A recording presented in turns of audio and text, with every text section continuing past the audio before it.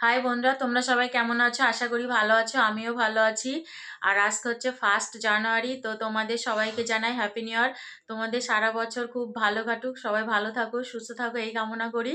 তো আমি সকাল সকাল রেডি হয়ে গেছি, এই যে শাড়ি পরে যাচ্ছি গঙ্গা স্নান করতে। আর গঙ্গা স্নান করতে যাচ্ছি নবদ্বীপে। আমি আর দাদা, বৌদি, ভাইপো, ভাইজি, তারপরে আমার ছেলে, সবাই আমরা যাচ্ছি গঙ্গা স্নান করতে। তো চলো, গঙ্গা স্নান করতে যাচ্ছি নবদ্বীপ। চলো তোমাদের আজকে নবদ্বীপ থেকে ঘুরিয়ে আনবো। 1 জানুয়ারি দিন গঙ্গা স্নান দিয়ে সারা বছরটা শুরু করছি, ঠিক আছে?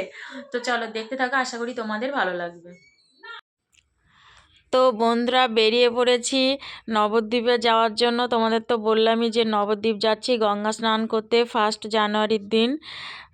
বছরের প্রথম দিনটা শুরু করলাম গঙ্গা স্নান দিয়ে। তো আমরা যাচ্ছি হচ্ছে টোটোয় করে, বাড়ি থেকে টোটো রিজার্ভ করে টোটোয় করেই যাচ্ছি নবদ্বীপ পর্যন্ত আর কি। ওখানে টোটো দাঁড়াবে, তারপরে আমরা নৌকায় করে পার হয়ে এই যে নবদ্বীপ চলে এসেছি। মা গঙ্গা নৌকা করে পার হচ্ছি। তো আমাদের টোটো এই পারে দাঁড়িয়ে আছে, আর আমরা নৌকা করে ওই পারে যাচ্ছি। ওই পারে গিয়ে গঙ্গা স্নান করব। মানে আমার স্নান হয়ে গেছে।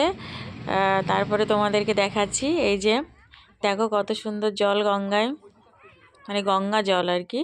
তো গঙ্গা স্নান করা হয়ে গেছে, তারপরে চেঞ্জ করে নিয়েছি। এবার ওখানে বাবা ভোলানাথ ছিল, বাবা ভোলানাথের মাথায় ফুল, তারপরে দুধ নিয়ে গেছিলাম, দুধ দিয়ে গঙ্গা জল দিয়ে ঢালা হয়েছিল। তারপরে এখান থেকে আমরা যাব হচ্ছে, আর দেখো তিলকও কেটে নিয়েছি, মানে টেনে নিয়েছি। ওখানে দিয়ে দেয়, থাকে ওনারা যারা দিয়ে দেয় আর কি। তো এবার যাচ্ছে আমরা পোড়ামতলায়। যারা নবদ্বীপ গেছো তারা বুঝতে পারবে যে ওইখানে নবদ্বীপে গঙ্গা স্নান করে তারপরে পোড়ামতলায় যেতে হয়। তো ওখানে যাব, চলো। আর এখানে ভয়েস দিই, মানে কথা বলিনি, কারণ প্রচুর গাড়ির আওয়াজ হচ্ছিল। আর আমার হাতে দেখছো তো গোপো আছে, গোপুকেও নিয়ে গেছি, গোপুকেও গঙ্গা স্নান করিয়েছি। তোমাদেরকে আর দেখানো হয়নি গঙ্গা স্নান। গোপুকে করানোর পর তারপরে মনে পড়েছে, গোপুকেও নিয়ে গেছিলাম।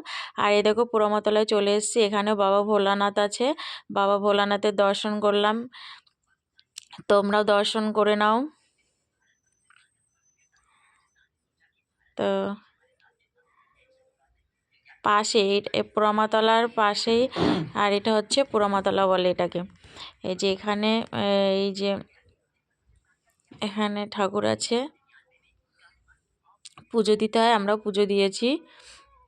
এখান থেকে বাটা নিতে হয়, বাটাটা নিলাম, বাটা নিয়ে পুজো দিলাম। তো পুজো দেওয়া হয়ে গেছে, পুজো দিয়ে তোমাদের চারপাশটা এখানে অনেক মেলাও, মেলা বলতে দোকান আর কি, অনেক দোকানও বসে। তো দেখো দোকানগুলো তোমাদেরকে দেখিয়ে দিলাম।